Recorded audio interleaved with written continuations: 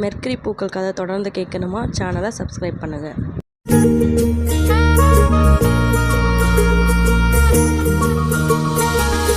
ராஜசேகர் கொடுத்த டாக்குமெண்டை வாங்கி படித்து பார்த்த கல்கியின் முகம் மாறியது.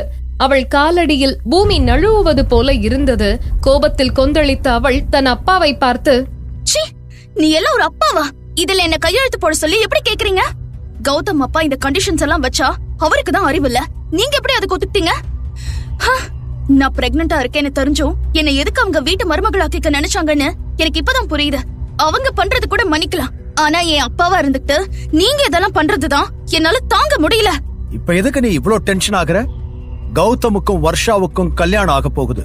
கௌதம் ஃபேமிலி இந்த கல்யாணத்துக்கு கிஃப்டா உன் பேர்ல இருக்கிற கம்பெனிய வர்ஷா பேர்ல மாத்தி தர சொல்றாங்க.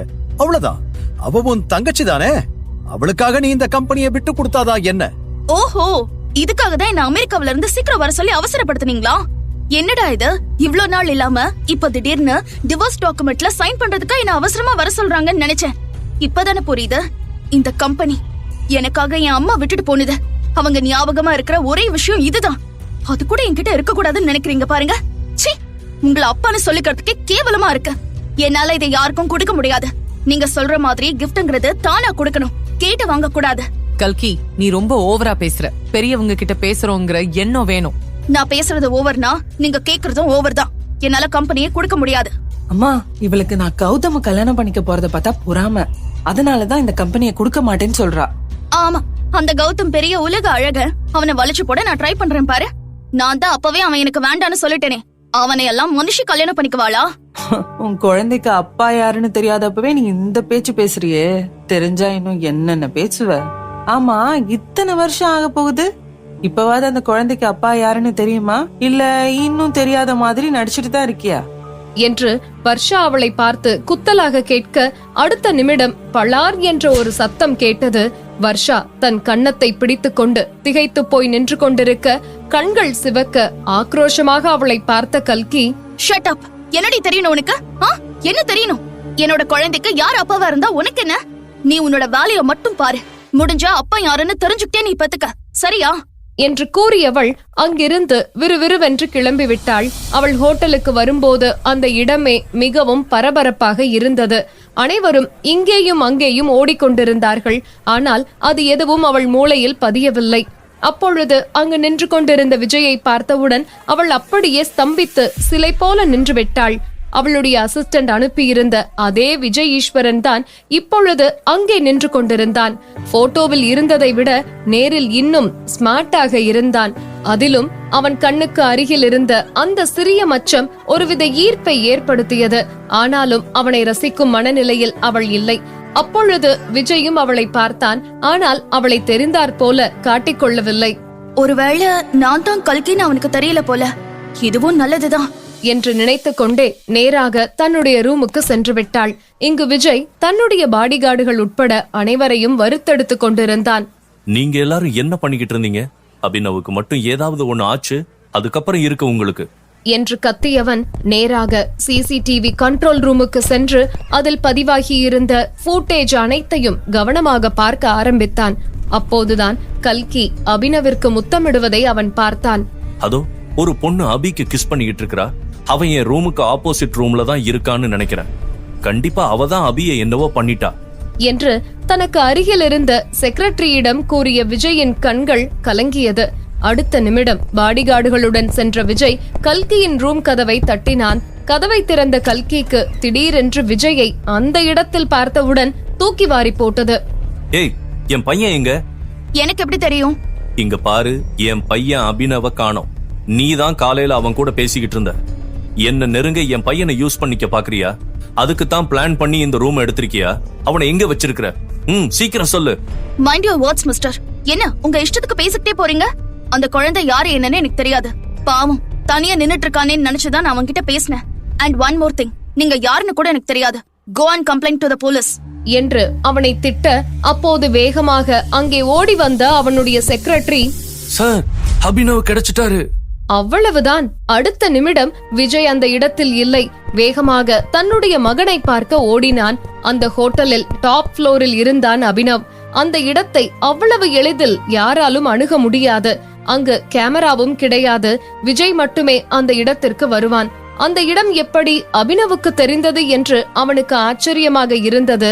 அனைவரும் தட தடவென்று ஓடிவரும் சத்தம் கேட்டு தூங்கிக் கொண்டிருந்த அபினவ் எழுந்து உட்கார்ந்தான். அவனை பார்த்தவுடன் விஜய், அபி, நீ எப்படி இங்க வந்த? ஏன் நான் இங்க வரக்கூடாதா? வர வர நீ ரொம்ப எதிர்த்து பேச ஆரம்பிச்சுட்ட. யார பார்த்து இதெல்லாம் கத்துக்கிட்ட? போர் அடிச்சுதுப்பா, அதான் நான் இங்க வந்தேன். அவன் கண் கலங்குவதை பார்த்த விஜயால் தாங்கிக் கொள்ள முடியவில்லை. உடனே அவனை மார்போடு வாரி அணைத்துக் கொண்டவனின் கண்களும் கலங்கியது. அபினவை காணவில்லை என்றவுடன் அவனுக்கு ஒரு நிமிடம் உயிரே போய்விட்டது. அப்படி இல்ல கண்ணா, உன்னை காணோன்ன உடனே அப்பா ரொம்ப டென்ஷன் ஆயிட்டன் தெரியுமா? நீ அப்பா கிட்ட சொல்லிட்டு போயிருக்கலாம்ல.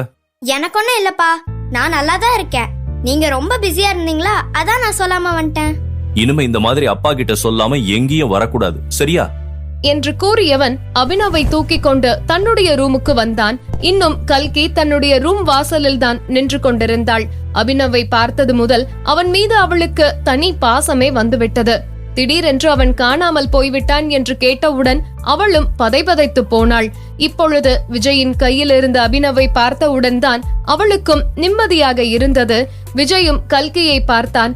காரணமில்லாமல் அவளை வாய்க்கு வந்தபடி திட்டுவிட்டோமே என்ற குற்ற உணர்ச்சி அவனுக்கு கொஞ்சம் கூட இல்லை. அவளை பார்த்தும் பார்க்காதவன் போல அலட்சியமாக தன்னுடைய ரூமுக்குள் சென்று விட்டான். என்ன மனுஷன் இவன்? குழந்தைய காணோன்ன உடனே அவ்வளவு பேச்சு பேசினா, இப்ப சாரின்னு ஒரு வார்த்தை சொல்றானா பாரு. Irritating idiot. உள்ளே வந்த கல்கி டிரெஸ் சேஞ்ச் செய்து கொண்டு ரக்ஷிதாவுக்கு டிஃபன் செய்து அவளை சாப்பிட வைத்து தூங்க வைத்து விட்டு பெட்டில் வந்து படுத்தாள். அவள் மனதில் பல கேள்விகள் ஓட ஆரம்பித்தது. அம்மா எனக்காக கொடுத்த கம்பெனிய எதுக்காக கௌதம் குடும்பம் வேணும்னு நினைக்கிறாங்க? நான் அந்த கம்பெனி பத்தி நிறைய விஷயம் விசாரிக்க சொல்லியிருந்தேன். இப்ப என்கிட்ட அந்த டீடைல்ஸ் இருக்கு. ஆனா அதையெல்லாம் பார்க்க எனக்கு மனசு வரல. அந்த கம்பெனில இருந்து வர்ற இன்கம் வச்சு அதுல ஒர்க் பண்ற ஒர்க்கர்ஸ்க்கு கூட சம்பளம் கொடுக்க முடியாது. இதுல எங்க இருந்து லாபம் பாக்குறது? அதுவும் அது ஒரு சாதாரண மெடிக்கல் கம்பெனி. அந்த கம்பெனியை வாங்கறதுக்கு எதுக்காக இந்த கௌதம் ஃபேமிலி இவ்ளோ இன்ட்ரெஸ்டடா இருக்காங்கன்னு தெரியலையே என்று அவள் யோசித்துக் கொண்டிருக்கும் போது அவள் மொபைல் ரிங் ஆனது. வர்ஷாதான் கால் செய்தாள். அவளிடம் பேசவே கல்கிக்கு பிடிக்கவில்லை. வேண்டா வெறுப்பாக போனை எடுத்து ஹலோ என்று சொல்லவும் மறுமுனையில் இருந்த வர்ஷா, என்ன கல்கி, கம்பெனியை என் பேர்ல எழுதி வைக்கிறது பத்தி ஏதாவது யோசிச்சியா? நான் தான் அப்பவே முடியாதுன்னு சொல்லிட்டேனே. திரும்ப திரும்ப எதுக்கு கால் பண்ணி நான் தொந்தரவு பண்ற? கல்கி, இந்த கம்பெனிக்கு பதிலா உனக்கு நான் 5 லட்சம் ரூபாய் கொடுக்கறேன். உன் லைஃப்ல இது வரைக்கும் 5 லட்சத்தை நீ முழுசா பாத்திருக்கியா? அத வாங்கிட்டு கம்பெனியை என் பேர்ல எழுதி வச்சிரு. இதை விட உனக்கு நல்ல ஆஃபர் கிடைக்காது. அந்த கம்பெனியின் மதிப்பு தற்பொழுது 50 லட்சம் ரூபாய் என்று கல்கிக்கு தெரியும். இந்த கம்பெனி அவளுக்கும் அவளுடைய குழந்தைக்குமே சேர வேண்டும் என்று அவளுடைய அம்மா உயில் எழுதி வைத்திருந்தாள். நீ என்ன எனக்கு பிச்சு போடுறியா? இப்ப நான் தங்கி இருக்கிற சூட் ரூமோட ஒரு நாள் வாடகை 25,000 ரூபாய். ஒரு மாசத்துக்கு நான் இதை புக் பண்ணிருக்கேன். பணம் என்கிட்ட எக்கச்சக்கமா இருக்கு. இந்த 5 லட்சம் வந்து எனக்கு எதுவும் ஆக போறது இல்ல. இது எங்க அம்மா எனக்கு கொடுத்தது. இதை யாருக்காகவும் நான் விட்டு கொடுக்க மாட்டேன் என்று மனதுக்குள் நினைத்துக் கொண்டவள் அமைதியாக இருக்க, என்ன 5 லட்சம் பத்தலையா? சரி, இன்னொரு 1 லட்சம் தரேன். நான் ஒரு மெடிக்கல் ஸ்டூடெண்ட். எனக்கு தான் அதை பத்தி நல்லா தெரியும். அதோட அந்த கம்பெனி லாஸ்ல போயிட்டு இருக்கு. நான் world famous neuro surgeon doctor Mayuri கிட்ட ஸ்டூடெண்டா ஜாயின் பண்ண போறேன். அதுக்கு என்ன பண்ண சொல்ற? இங்க பாரு கல்கி, டாக்டர் மயூரிய பாஸ்டன் யூனிவர்சிட்டிக்கு ப்ரொஃபஸரா கூப்பிட்டு இருக்காங்க. அவங்க கிட்ட நான் ஸ்டூடெண்டா சேர்ந்தா லாஸ்ல போயிட்டு இருக்க இந்த மருந்து கம்பெனிய கண்டிப்பா ப்ராஃபிட்டுக்கு கொண்டு வந்துருவேன். கடவுளே, இதெல்லாம் நான் ஏன் லூஸ் மாதிரி உன்கிட்ட சொல்லிட்டு இருக்கேன்? நீயே படிக்காத ஒரு தற்குறி. இதெல்லாம் சொன்னா உனக்கு எங்க புரிய போகுது? சத்தம் போட்டு பேசாத, எனக்கு தூக்கம் வருது என்று அலட்சியமாக கூறிய வர்ஷா போனை கட் செய்தாள். அதே நேரம் தன்னுடைய ரூமில் இருந்த விஜய்க்கு அவனுடைய செக்ரட்டரியிடமிருந்து கால் வந்தது. அவன் போனை அட்டன் செய்தவுடன், சார், அந்த டாக்டர் பொண்ணு மயூரியோட லொகேஷன் அண்ட் போட்டோ கண்டுபிடிச்சிட்டோம். நம்ம ஹோட்டல்ல தான் சார் அவங்க இப்ப ஸ்டே பண்ணி இருக்காங்க. சரி, உடனே போட்டோ எனக்கு சென்ட் பண்ணு என்று சொல்லிவிட்டு விஜய் தன் போனை கட் செய்து விட்டான். அடுத்த சில நொடிகளில் அவனுடைய வாட்ஸ்அப்பிற்கு ஒரு பெண்ணின் போட்டோ வந்தது. உடனே அவன் அதை டவுன்லோட் செய்து பார்த்தான். அதில் கல்கியின் பழைய போட்டோ இருந்தது. அதற்கு கீழே டாக்டர் மயூரி என்று இருந்தது. அந்த போட்டோவை பார்த்தவுடன் விஜய்க்கு எங்கேயோ பார்த்தது போல இருந்தது. நெற்றியை சுருக்கி மீண்டும் உற்று பார்த்தான். ஆனால் அவனால் எங்கே பார்த்தோம் என்று சரியாக கண்டுபிடிக்க முடியவில்லை. அது ஒரு சர்ஜரியின் போது எடுக்கப்பட்ட போட்டோ. வாயில் மாஸ்க் போட்டு மூடி இருக்க நெற்றியும் கண்களும் மட்டும் தான் தெரிந்தது. அதில் கல்கி தற்பொழுது இருப்பது போல ஒல்லியாக இல்லை, சற்று பூசினார் போன்ற தோற்றத்தில் இருந்தாள். விஜய் அந்த கண்களை இமைக்காமல் உற்று பார்த்து கொண்டிருந்தான். இந்த பொண்ணை பார்த்தா எதிர் ரூம்ல இருக்கிற பொண்ணை பாக்குற மாதிரியே இருக்கு. இல்ல, அப்படி இருக்க முடியாது என்று நினைத்தவன் அந்த எண்ணத்தை ஒதுக்கிவிட்டு மயூரியை எப்படி கண்டுபிடிப்பது என்று யோசிக்க ஆரம்பித்தான். அப்படியானால் கல்கிதான் world famous neuro surgeon doctor மயூரியா? விஜய் ஏன் டாக்டர் மயூரியை வலைவீசி தேடிக்கொண்டிருக்கிறான்? மேலும் தெரிந்து கொள்ள தொடர்ந்து கேளுங்கள் மெர்க்குரி பூக்கள், உங்கள் பாக்கெட் எஃப்எம்.